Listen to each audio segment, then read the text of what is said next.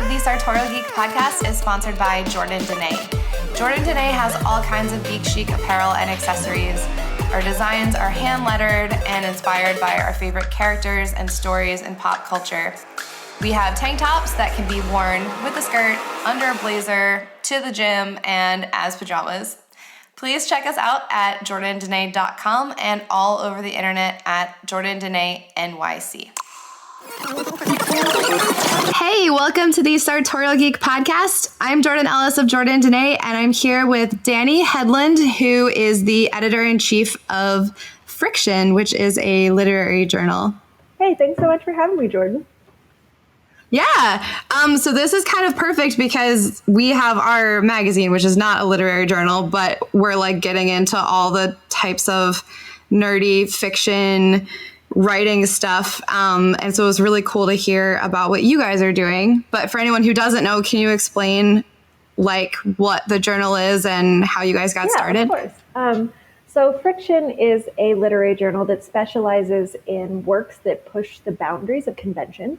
For any of you who are familiar with literary journals are traditionally pretty stodgy. They only publish things that are grounded in our reality. They very rarely take chances on new voices. They certainly don't do anything crazy like do expensive design and art because it's incredibly expensive and time consuming. And that's just kind of a shame because literary journals are the way in which new writers are traditionally discovered. It's how literary agents take a chance on them. And it's also how we, as great readers, just kind of get to experience all these different worlds. So we had been a publishing house at our nonprofit for years. The nonprofit is Brink Literacy Project that runs all of this. And we've been a really traditional publisher because that's what everybody else did. And we started to get really cool, weird submissions, some genre stuff, some comics, some editorial artwork. You know, the kind of thing you love so much that you immediately call up your mom and you're like, oh my God, Mom, there were vampires and penguins. I can't even get past it. Right. And we couldn't accept those stories because that's not what we were approved to do. That's not what our contributing editors backed. It's not what I had pulled in funding for.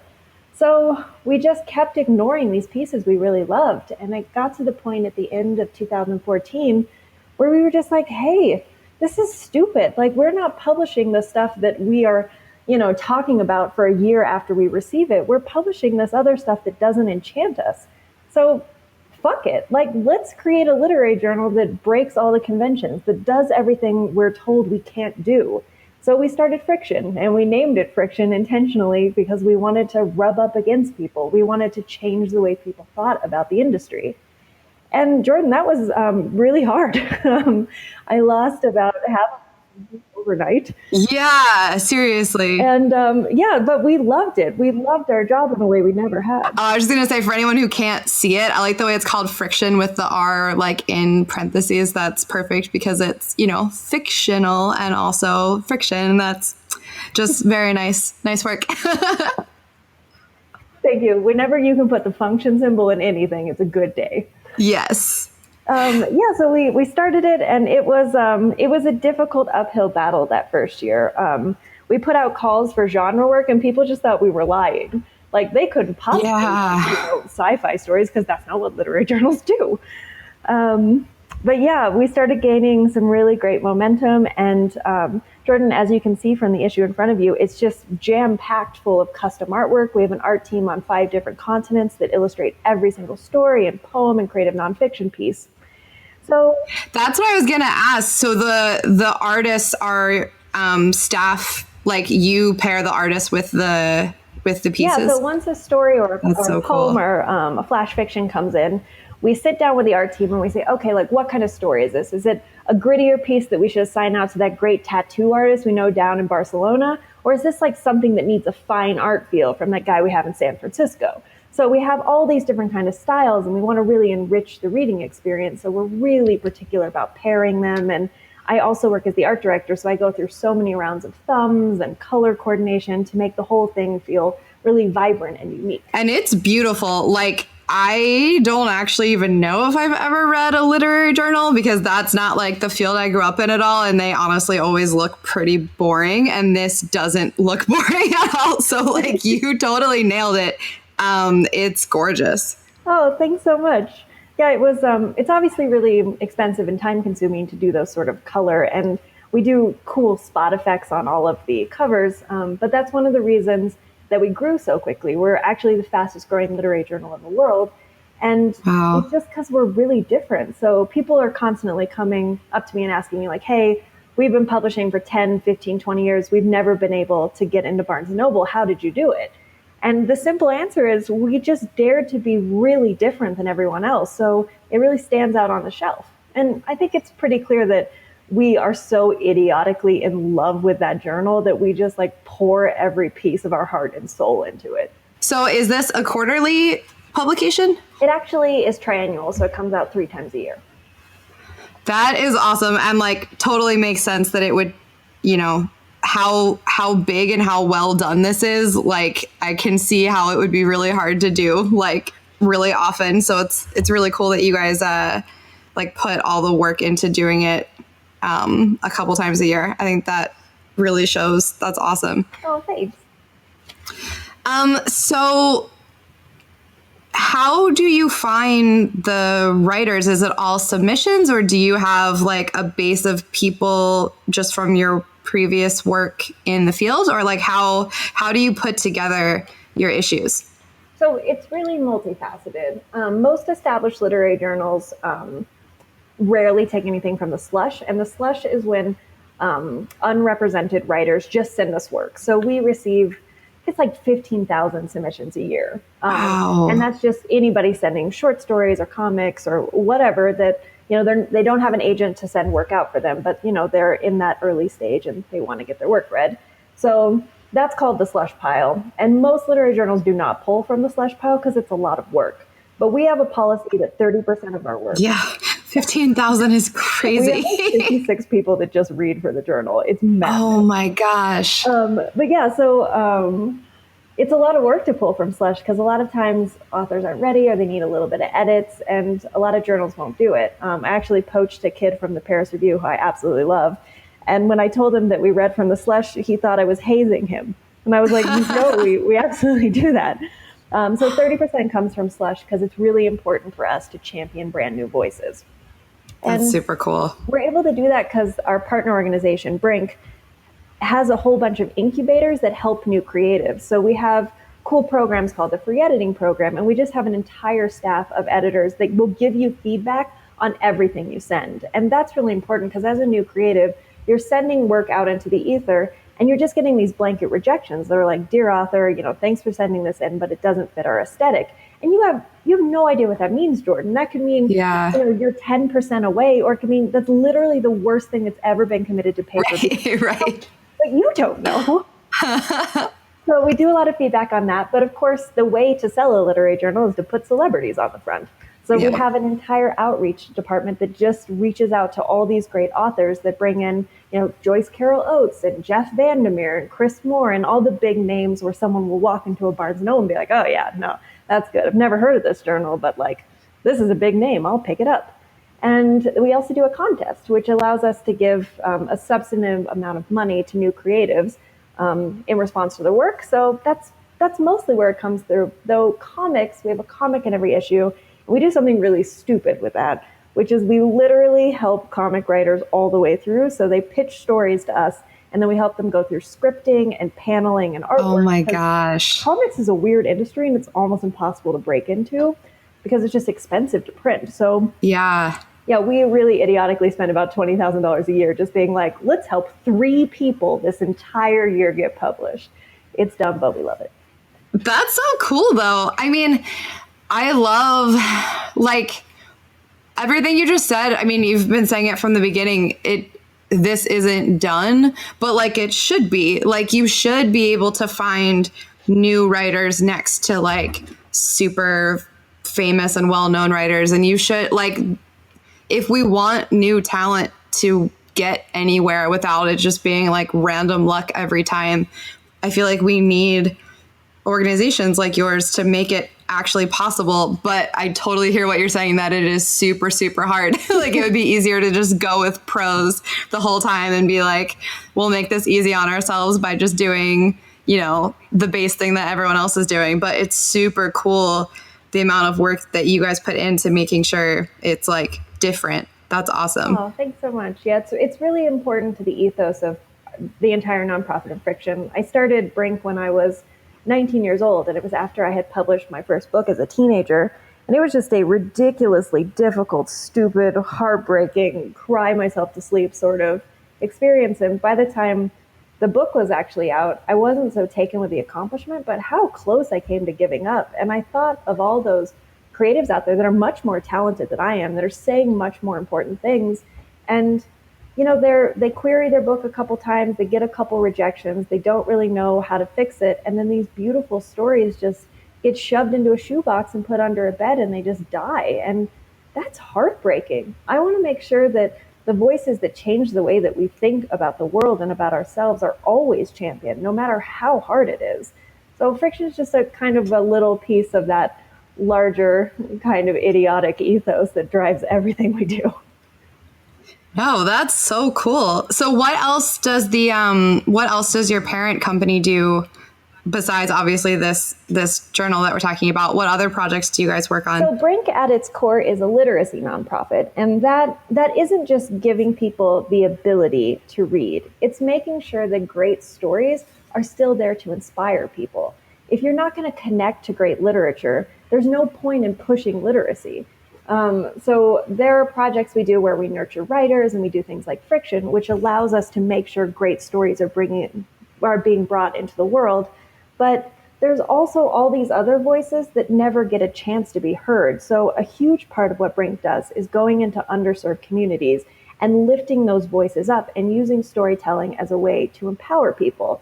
So we work in max security prisons where we use like a very cool graphic novel memoir program to help women in maximum security distill a single turning point in their lives into a comic. And comic allows us to combat the really low literacy issues in prison. We're looking at 70% in the US prison reading at the very lowest level and 45% are functionally illiterate. So it's obviously a huge issue in our prison system. So we do a lot of projects like that. We work in homeless shelters, we work in dense urban areas, work in very low income high schools, and everything we do aims to get people passionate about literature, to increase their literacy rates, but to foster a love for the kind of vision that goes into telling your own story. That's so cool. That's like every single thing that I love. That's so amazing.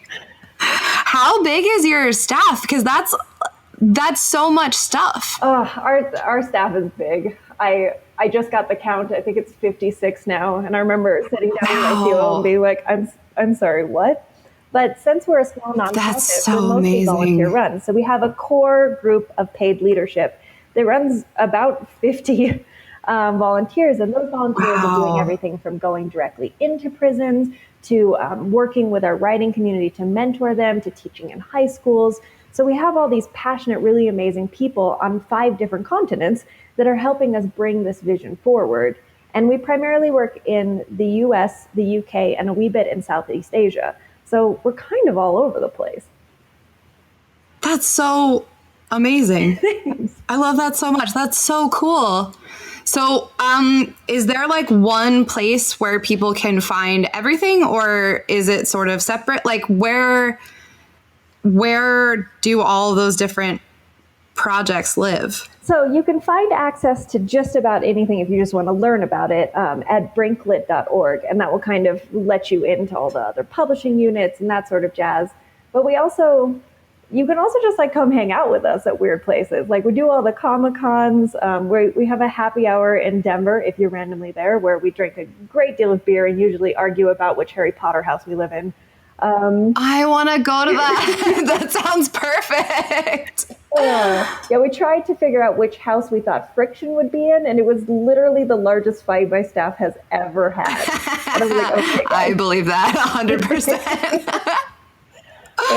And you guys do cons and stuff too? That's we awesome. Do portfolio critiques for several Comic-Cons, so creatives will come in and we'll help them figure out what they need to do to actually get work in the industry, which I really love doing.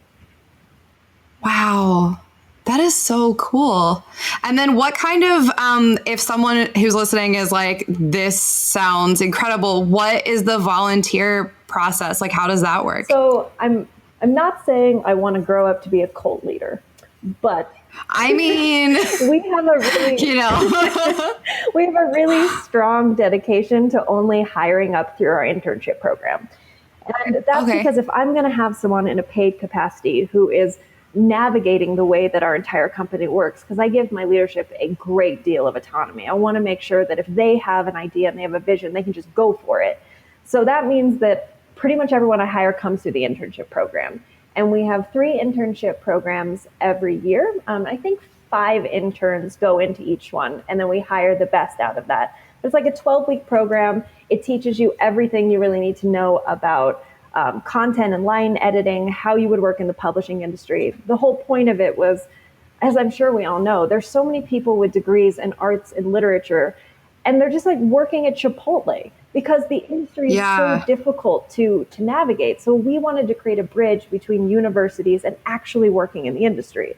So that's kind of where the internships evolved. But I just steal the best people for me. So that's the most typical way to get involved. But there's also programs where you can just read for Friction. There's obviously like an enormous amount of training and nonsense, but we always love readers. We always love people that kind of want to get involved in that capacity. So if you want to get involved, I just recommend emailing us and telling us what you like, and then we'll find something that works out. That's so cool. I just am obsessed with everything you just said. That's awesome. I really wish Liz was on the call too, because she, our co-host, who is getting married this week, which is why she is not here right now, but she did all the literary stuff. She's a law librarian right now. So like of the two of us, this is up her alley. But I actually went to school to be an elementary school teacher. That was like my background. So all of the ways that you're working with literacy is like hitting me right in the feels. It's so great. And I know you said that Friction is in Barnes and Noble. Are you guys in stores like all over, or what's the best way to, like, can people subscribe and get it mailed to them? How does that work? So we are in, I think it's 1,200 stores in the US, the UK, and Canada. So Barnes and Noble, all the Books A Million, all of that jazz. So you can run by and pick a copy up. You can also subscribe. It's cheaper, and then stuff comes in the mail, which is always exciting. So either of those ways works really well. Some people are very fervently in the camp of one thing or the other, but we're happy that anyone wants to buy our books in any capacity. Yeah, I like that a lot. However people want to do it. That's awesome. Do you have like not to make you pick a favorite, but do you have like a favorite story that has come through, or like a favorite like type of thing that you've seen since starting this? I know, like, I never mean like number one favorite, because that's sort of a mean question, but like a favorite thing. Well, in terms of issues, the last issue we put out, Friction 11, is island themed, and that's pretty much the weirdest thing we've ever done. Like, usually themes for literary journals are pretty nebulous. You can branch a whole bunch of stuff under it. But we literally just found like 20 pieces of work that were about islands or like intense isolation. And I just had so much fun with that journal. Like, the story that opens it is a heartbreaking story about a vampire like losing the love of his life. And somehow, Jordan, it's also about penguins. And it shouldn't work. Oh my gosh. And it made me tear up, and it made me just love everything about literature. So that whole journal just felt like this really magical adventure. And we found an original comic about the island of the dolls in Mexico. And it was just, and there's some random cannibalism. I don't even get it. It's just so good. But when I think about, doesn't that feel great when the weirdest things combine? You're like, okay, I have a whole journal about islands, and it works. And there's vampires and penguins and whatever. And the cover art is just so badass. Like, I love it. Is that still available now? Like, can people still get that? That just came out about 3 weeks ago. So it's sold out in a couple Barnes & Nobles, but you can be sneaky about it. All right. So guys, go pick that up. That sounds amazing. But I think when I think of a story that just really made me know that what we were doing with Friction was the right thing, is a story that's in the end of Friction 1, which I would love for you guys to go out and get, but it's sold out. So this is just going to be a total dick move of me to even tell you about it. You know what? That's what happens, though. It's okay. So it is a submission that is called Cretaceous Bro. And it came in from an unpublished author. And one of my senior editors at the time was at a coffee shop with me when we were reading these submissions. And I just look over and he's crying because he cannot stop laughing. He's got this huge hipster beard. It's full of these tears. And he's just like, boss, I have got to read this out loud to you. And I'm like, well, can't I just read it myself? And he's like, no. And the narrative is from a frat boy told in Frat Boy A's about the time where he buys some mushrooms from a hobo-shaming drug dealer, puts them on a pizza to get his girlfriend to quote-unquote chill the fuck out, but apparently they are time-traveling mushrooms and they take him back to the Cretaceous period, to which he is, of course, then, chased by dinosaurs. And it is so funny. Oh my At the end of it, Jordan, it is this beautiful tale of like how millennial culture is told they can achieve anything they want in the world, but those things are ripped away from them. So it's a terrifying, sad story. Oh my God. And it's so ridiculous. And to this day, I remember him finishing reading that to me and like me literally holding my computer to my chest and being like, okay, what we're doing is right. Like what we're doing is 100% right. That is the most perfect, like, defining moment of a huge thing that I've ever heard. I love that so much. It's so great. Like, the opening's like, bro. Like, when you thought it was the Jurassic period, but, like, it's not because, like, dinosaurs aren't even in that. It's the Cretaceous period. And I know this because, like, I've watched a lot of movies. Oh, I wish I could read it, but I mean, I get it. It's was that like 3 years ago when your first issue came out? Yeah, we only printed, I want to say like 300 issues, and it took me like a year to sell them because everyone thought we were insane. But listen, I understand that struggle, so I totally believe you. Are all the issues about the same size? Because this is like a hardy journal. Yeah, they're all about 120 to 140 pages. We had 160 for issue 5. Because I fell in love with this like 70-page comic, which was dumb, but I loved it. So. I mean, that's awesome though. Yeah, so we really try to keep them at 120. Like my publisher is constantly yelling at me about how heavy they are because there's thousands of them and we have to pay to ship them. Right. But if you love something and it fits with the theme, you got to put it in there. Yeah. That's perfect. So issue 11 is out now, and then when does the next one come out? 12 comes out on December 15th, and it's also incredible. It's a taboo theme. So it's all of these really great stories that are pushing conventional boundaries. So, of course, there's obviously things about sex because it's taboo. But there's also really cool things about pushing gender identity and the point of literature. There's cannibalism, because why wouldn't there be? Like, what's the purpose of science? How far should we push that? And it's just going to be beautiful. Wow. I'm so excited. That's so awesome. So what's the best way for people to follow everything you guys are doing? Well, because it's all the Kaylee, best. who is my marketing director, will absolutely kill me if I don't mention our social media channels. So I'm going to do that. Yes. So you can follow Friction on Instagram, Twitter, and I think even Facebook. I think people still use Facebook. Is it just at Friction? I should know this because I run this company, but I literally do not know. That's all right. We'll link it in the show notes. We'll figure out what all the links are. I swear to God, I'm not a bad CEO. No, I mean, you have more important things to worry about, like managing all 56 people on staff. So I totally get it. I do that. I literally have the world's best COO who just does all of that. I've had people come up to me at parties and I'm like, hey, I'm so glad you came. Like, what brought you here? And the person will be like, Dani, I work for you. And I'm like, right. Let me buy you a beer so I don't make a terrible person. I understand that though. And then is there a way, what did you say the website is for the whole everything for people to check out? Brinklit.org. Perfect. Thank you so much for chatting. I'm so excited. I'm going to subscribe right now so I can honestly, I'll subscribe and send them to Liz because she is much better at reading everything than I am. But I am so excited. Like, I'm such a sucker for beautiful things, and I mean, and pictures and colors. And so this is probably the only literary journal I'm ever going to read. We but have people that come up to us and they're like, oh, I love Friction. I'm like, oh, which story do you love? And they go, oh, we don't read it. It's just really pretty. We keep it. Yeah, that would be like, well, me, which is in terrible. like a visual storytelling way. So I'm fine with that. Come on in. Yes. That is so awesome. Thank you so much for chatting with us and telling everyone about your company. Thanks so much for having me. I really appreciate it.